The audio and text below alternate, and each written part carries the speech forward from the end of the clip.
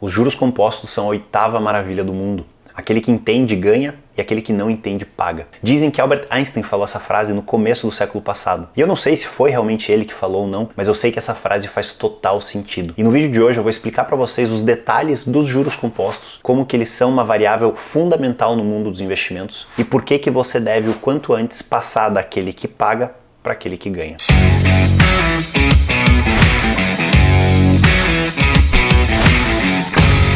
Os juros compostos, apesar de serem ou não a oitava maravilha do mundo, são capazes de destruir completamente a sua vida financeira, caso você não trabalhe com eles ao seu lado. Já se você trabalha com eles ao seu lado, eles podem transformar completamente a sua vida financeira para melhor. E na realidade é muito simples entender os juros compostos, mas antes eu quero dar um passo para trás e falar um pouco sobre os juros simples. Os juros simples são aquele rendimento que você tem em determinado período, geralmente de um ano, baseado no valor inicial do investimento. Então, num exemplo prático com números, digamos que você coloque R$100 no investimento que tem juros simples e te paga 10% ao ano. Depois do primeiro ano, o rendimento será de R$10, ou 10% dos 100 iniciais. No segundo ano também será de R$10, 10% dos R$100 iniciais. E assim sucessivamente, no terceiro, no quarto, no quinto ano, todos os anos esse investimento te pagará os mesmos R$10. Já nos juros compostos, uma pequena diferença muda completamente o teu resultado de longo prazo. Ao invés dos juros serem baseados no valor inicial de investimentos, eles são baseados no valor inicial mais os juros que você ganhou nos períodos anteriores. Então, nesse nosso exemplo que eu dei agora, do investimento de R$100 com juros de 10% ao ano, ao invés desses juros serem juros simples, vamos ver o que acontece se eles forem juros compostos, qual que é o resultado que a gente vai ter. E depois do primeiro ano, o resultado é o mesmo, porque são 10% dos R$100 investidos. Porém, a partir do segundo ano que a gente começa a ver aquela pequena diferença, que lá na frente vai ser enorme. Os juros do segundo ano, ao invés de serem baseados nos R$100 iniciais, são baseados nos R$110, os 100 iniciais, mais os juros de 10% que você recebeu no primeiro ano. E 10% de 110 são R$11 de juros. Veja que no segundo ano você recebe R$1 a mais do que o juros simples. Já no terceiro ano, ao invés dos juros serem nos R$100 iniciais, ou então dos 110 do ano anterior, os juros serão nos R$121, que é os 100 iniciais, mais os 10 de juros do primeiro ano, mais os 11 de juros do segundo ano. Então os juros de 10% do terceiro ano serão de R$12,10, 10% de 121. Então vejam como ano após ano os juros compostos vão ficando cada vez maiores. E no começo pode parecer uma diferença insignificante, mas no longo prazo, somado a aportes constantes que eu tanto defendo, isso vai fazer uma diferença enorme e vai criar aquela famosa bola de neve que vai ficando cada vez maior. E eu já vou trazer uns exemplos para vocês verem o poder que esses juros têm. Mas antes do nosso exemplo, já deixa um like aqui nesse vídeo para mostrar para o YouTube que tem conteúdo de qualidade aqui dentro e para ele entregar esse vídeo para mais pessoas. E depois de você deixar o seu like, digamos que você invista em uma carteira para sua aposentadoria e você coloque R$100 todos os meses nesses investimentos. Então depois do primeiro ano você vai contribuir R$1.200, R$100 todos os meses. E essa carteira ela vai te oferecer um rendimento de 10% ao ano durante todos os anos. No final do primeiro ano, dos R$1.200 investidos, você vai ter R$1.254, R$1.200 do investimento mais R$54 de juros. E percebam que depois do primeiro ano, seus juros serão de R$54 e não de R$120, como alguns de vocês podem pensar, afinal é 10% ao ano de R$1.200 contribuídos. Isso acontece porque as contribuições elas começam em 100, depois 200 no segundo mês, 300 e assim por diante, sendo que os últimos 100 contribuídos vêm no último mês do ano e não tem tempo para acumular aqueles juros do ano que já passou. De qualquer maneira, depois do quinto ano de contribuição, você vai contribuir um total de R$6.000 e o seu saldo final, com esse rendimento de 10% ao ano, será de R$7.656, ou seja, 6.000 contribuídos e 1.656 de juros ganhos. Depois do 20º ano,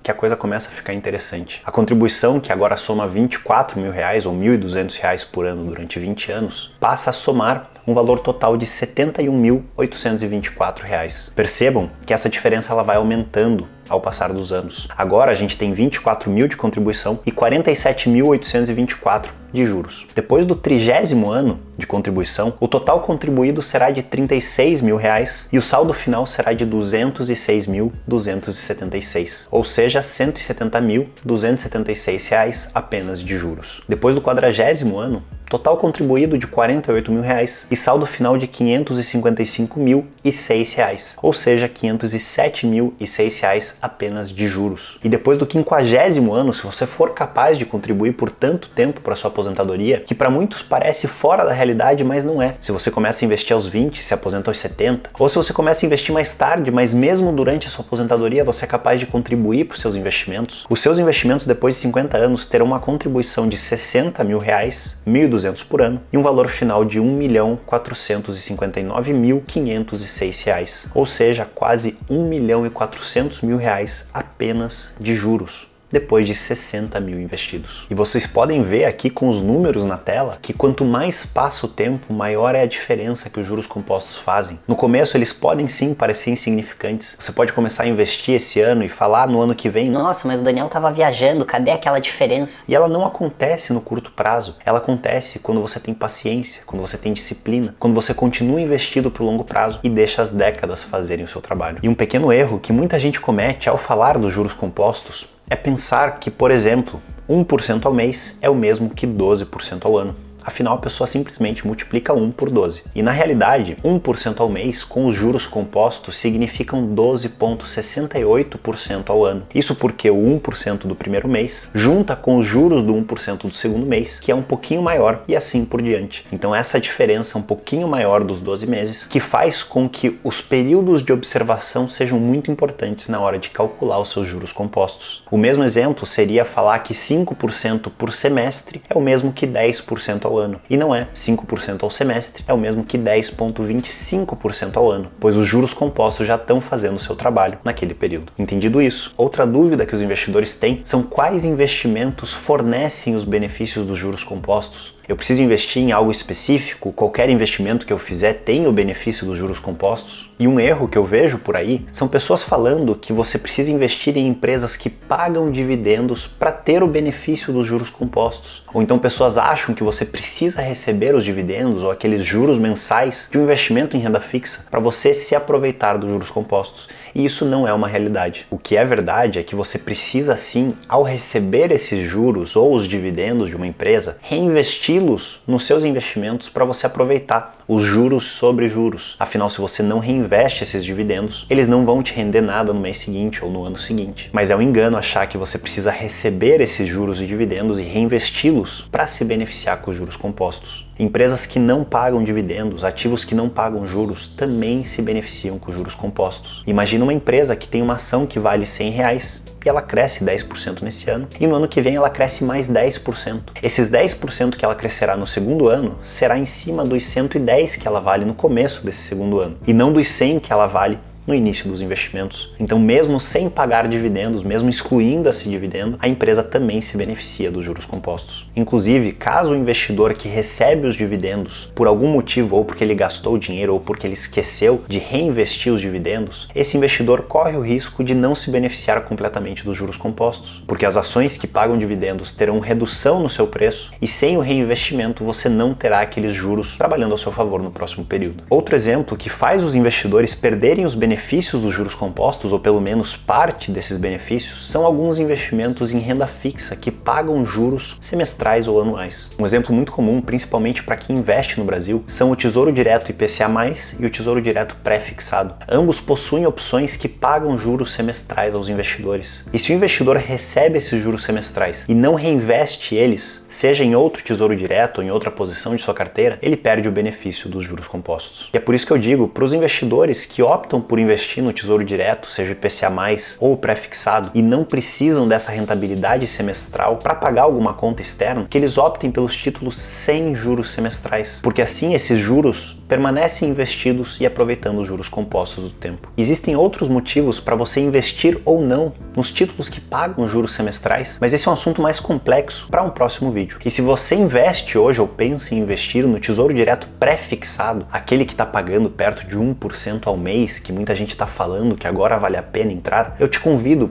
a assistir esse vídeo aqui que eu fiz na semana passada, onde eu falo sobre os riscos desses investimentos, se esse 1% é mesmo de verdade ou não, se pode ser uma oportunidade ou uma grande cilada colocar o seu dinheiro nesses títulos pré-fixados. E voltando ao ditado do começo do vídeo, Os juros compostos são sim a oitava maravilha do mundo, vocês puderam ver o poder que eles fazem no rendimento de longo prazo. Então, se você está do lado favorável desses juros, a tua vida financeira vai se beneficiar muito. Agora, se você está do lado desfavorável, se você está pagando esses juros, a sua vida financeira pode ser completamente destruída. Então, preste muito atenção se você tem qualquer tipo de dívida e essa dívida é baseada em juros compostos, saia dela o mais rápido possível, zere ela o mais rápido possível, porque você não vai querer ser aquele que paga esses juros. E a gente tem uma sorte muito grande no Brasil que os financiamentos imobiliários são proibidos de cobrarem juros compostos das pessoas. Existe um decreto de número 22.623 de 1933 que diz em seu artigo de número 4 que é proibido